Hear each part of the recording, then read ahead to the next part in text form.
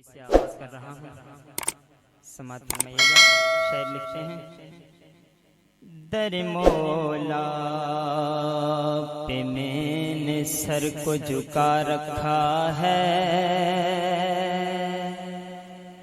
दर मौला पे मैंने सर को झुका रखा है। मैंने हर गैर से नजरों को चुरा रखा है। मैंने हर गैर से नजरों को चुरा रखा है। और जो भी मिलता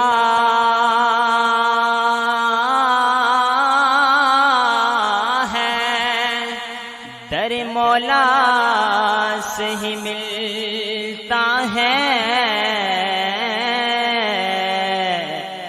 काज़मी ने अकीदा ये बना रखा है, हाँ काज़मी ने अकीदा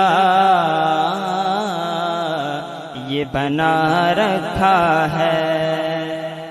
पत्थर को यूं तराशा नगीना बना दिया। बुलंद आवाज से कह दे सुभान अल्लाह। पत्थर को यूं तराशा नगीना बना दिया। मेरे आका ने सहरा को मुस्कुरा के मदीना बना दिया। ओ सहरा को मुस्कुरा के मदीना बना दिया। सहरा को मुस्कुरा के मदीना बना दिया। दोनों जहां के फूलों की खुशबू निचोड़कर, दोनों जहां के फूलों की खुशबू निचोड़कर